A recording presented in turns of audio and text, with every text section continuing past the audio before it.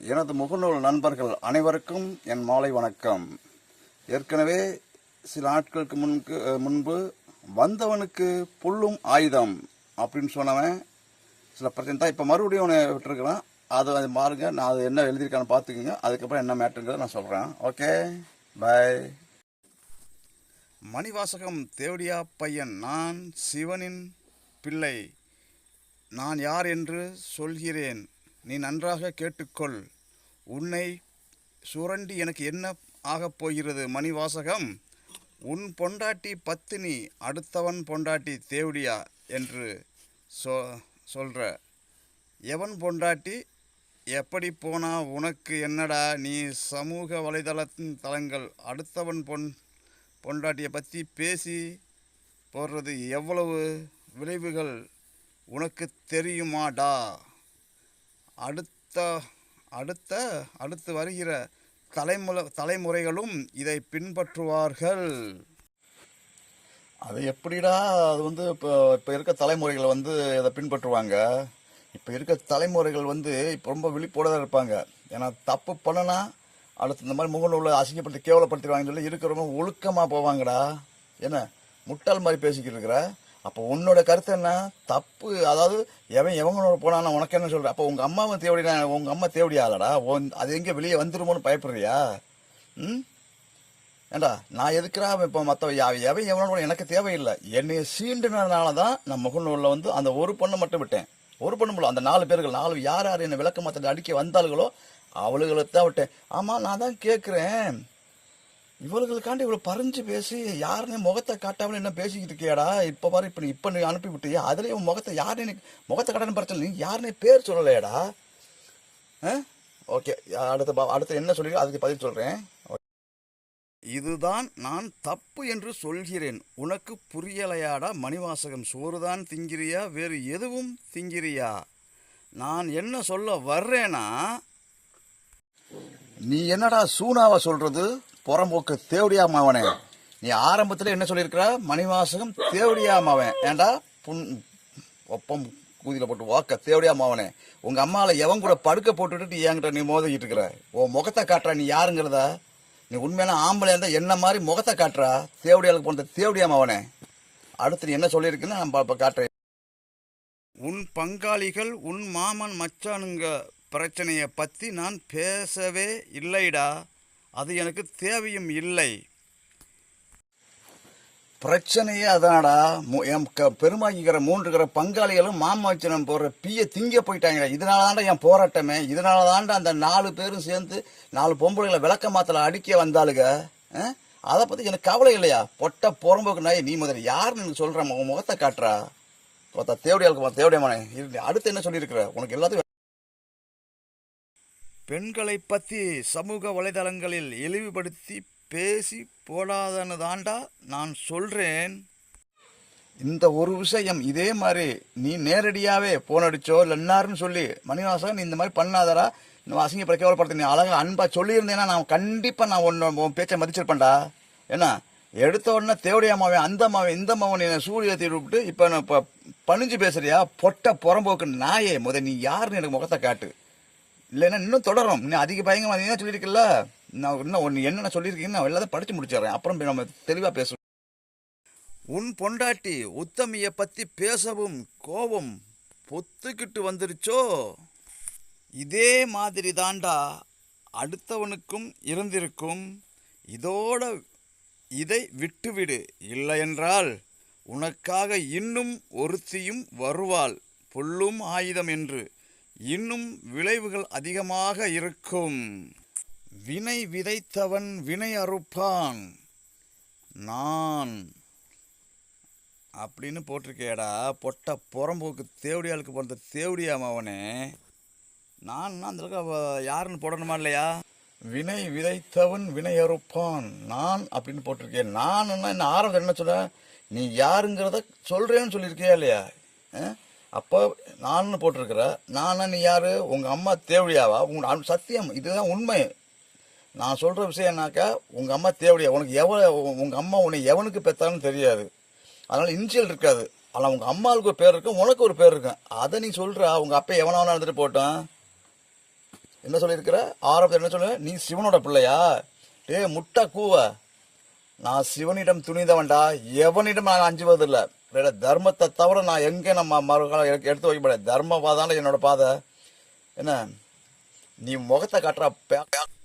நீ முகத்தை காட்டுற தேவடியாளுக்கு பிறந்த தேவடியா மாயனே. சரி, முகத்தை காட்டாடி உன் பேரை சொல்கிற முட்டை புறம்போக்கு தேவடியாளுக்கு பிறந்த தேவடியா மவனே. இந்த பார், இந்த ஸ்கிரீனை தெரியுது, இதானே எனக்கு நீ அனுப்புனது. வந்தவனுக்கு புல்லும் ஆயுதம், புடுக்கு தண்டா ஆயுதம் உங்களுக்கு. ஏன்னா என் கரையில் வந்து பெருமாகி கரையில் வந்து மாமச்சன் இருக்காங்க. எவன் பாட்டுங்கறிப்பேன் அம்பலத்தோடு இருக்கானா அவன் தாண்டா ஊர். இப்போவும் திரும்ப திரும்ப சொல்கிறேன்டா முட்டாப்பல. டேய் முட்டாள் புறம்போக்கு நாயே. வந்தவனுக்கும் புல்லும் ஆயுதமா நீங்கள்? உனக்கு இன்னொரு பதிவு சொல்கிறேன் கேளு. நான் வந்து 2020 புரட்டாசி முதல் சனிக்கிழமை ஆஞ்சனுக்கு பூஜை பண்ணேன்னா, மறுநாள் என் ஊரை சேர்ந்த பகவான் கரைன்னு ஒரு கரை இருக்குது. அந்த கரையில் உள்ள பையன் பங்காளி. ஏன்னா அங்கே வந்து ஒரு தேவை நடக்குது.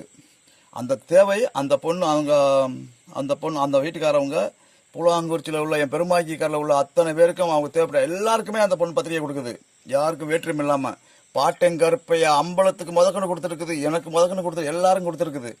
ஏன்னா அது அவங்க கரையும் வேறு, அவங்க கோயில் குளம் வேறு, எல்லாமே வேறு தான். எங்கள் கோயில் குளம் வேறு, எங்கள் இது வேறு எல்லாம். ஆனால் ஒரு அண்ணன் தம்பி பங்காளி மாமன் மனுச்சுன்னா அங்கே அந்த பொண்ணு வந்து என் பெருமாகி கரையில் பிறந்த பொண்ணு, என் மாமன் பொண்ணு, என் பெருமாகி கரையில் பிறந்த பொண்ணுடா அது. அந்த பொண்ணு தேவை பண்ணுது. யார்? பகவான் வீடு, முத்துராஜா தெருவில் அந்த வீடு தேவை நடந்துச்சு. தெரியுதா? இப்போ அந்த நீ கேட்டதுக்கு நான் பதில். என்ன தேவை நடக்குது? அப்போ அங்கே வந்து எல்லாரும் போயிருக்காங்க. அந்த தேவைக்கு என் மகளும் போயிருக்குது, என் அம்பலம் பாட்டெங்கருப்பை அம்பலம் மூத்த மருமகளும் போயிருக்குது, எல்லாரும் போயிருக்காங்க.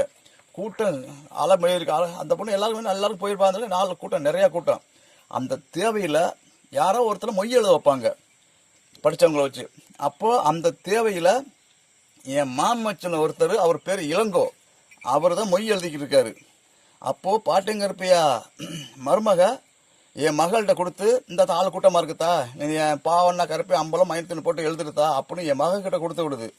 போய் என் பேரை போட்டு எழுதிட்டாங்களோ. அடுத்து பாவண்ணா கருப்பை அம்பலம் 501 சொல்லியிருக்கும் போல. அப்போது இந்த எழுதிக்கிட்டு இருக்கிற இளங்கோங்கிறது என் மாமச்சனை பக்கத்தில் அந்த ரேவதியோட அந்த பொண்ணுடைய அண்ணன் வரதராஜன். என்ன அவங்கிட்ட கேட்குறேன், யாரு? இந்த இளங்கோங்கிறவர்.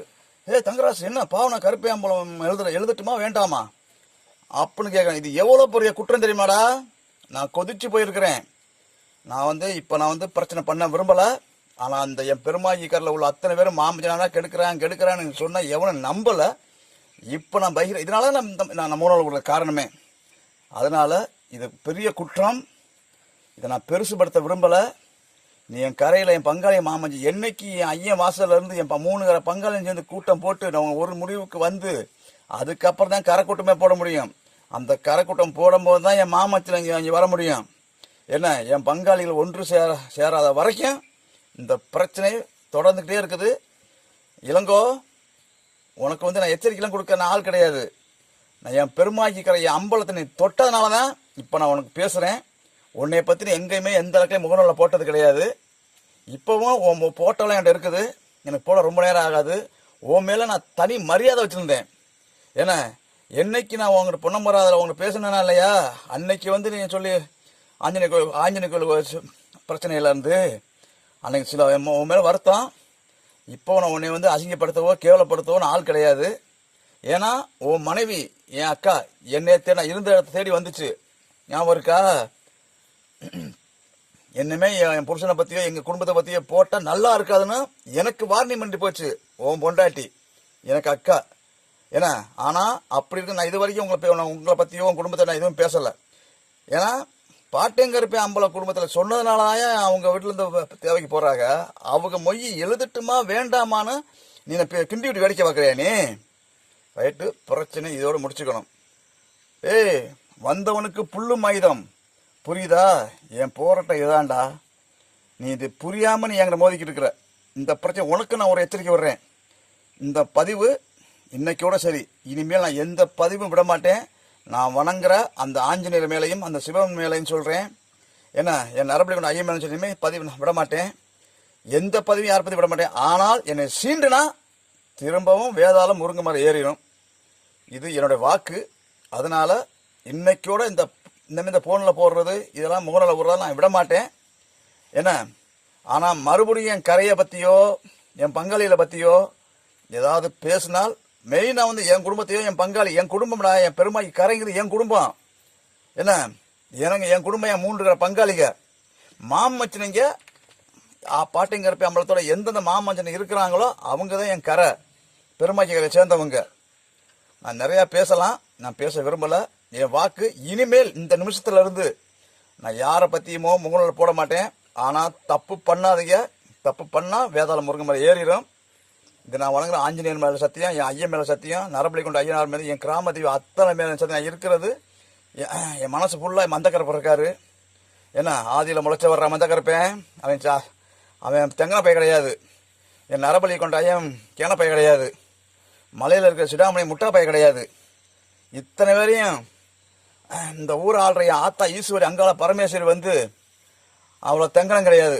அவள் இன்னும் கிளம்பாமல் இருக்கிறா. கிளம்புவா, ஒரு நாளைக்கு கிளம்புவா. அதனால் எனக்கு என் குடும்பம் முக்கியம். என் குடும்பம் பெருமாக்கி கரை. பாவன கருப்பை அம்பலம் குடும்பங்கிறது வேற, என் குடும்பங்கிறது வேற. எனக்கு என் குடும்பத்துக்கு கவலை. என் பெருமை கரை என் குடும்பம். என் கரை பங்காளி எனக்கு முக்கியம். 3 பங்காளி இருக்கிறோம். ஏன்னா அதில் வந்து இந்த அண்டி பிழைக்க வந்தவன் குண்டி பிழைக்க வந்தவன் இதுதான் நான் திரும்ப நான் பேசுகிறேன் விரும்பலை. என் கரை என் பங்காளி மாமச்சனே. அன்றைக்கி என் மாமச்சனு நான் கூட்டு வரல, என் முன்னோர்கள், என் தெய்வம், என் நரபலி உண்டு ஐயன். அன்னைக்கு பொண்ணையும் கொடுத்து மண்ணையும் கொடுத்து கொண்ட வரலாறு இருக்குது. யார் எப்படி வந்தாலும் தெரியாது. ஆனால் ஒற்றுமை நான் வந்து என்ன சொல்கிறேன், ஒற்றுமை இருங்கன்னு தான் சொல்கிறேன். நான் ஒரு ஆன்மீகவாதி இருந்த என்னை விளக்க மாத்தல அடிக்க வந்ததன் விளைவு இவ்வளோ. இப்போ நான் சொல்கிறேன், நீ யாரை பற்றியும் நான் பதிவு போடுற மாதிரி இல்லை. இதோட முடிச்சுக்குவான். வந்தவனுக்கு புல்லும் ஆயுதம் உனக்கும் சேர்த்து தான் சொல்கிறேன். நீ மறுபடியும் எதனா சொரணுன்னா சொரண்டு நம்ம தனியாக போட்டு பார்த்துக்குவோம். ஆனால் நீ கடைசி வரைக்கும் யாருங்க சொல்ல போகிறதில்ல, எனக்கு தேவையும் இல்லை. ரைட்டா? ஓகே. விடிகிற காலம் நல்லவரை எல்லாருக்குமே நல்லதாக நடக்கட்டும். ஜெய் ஸ்ரீராம். அன்பே சிவம். ஓம் நமோ நாராயணா. நன்றி, வணக்கம்.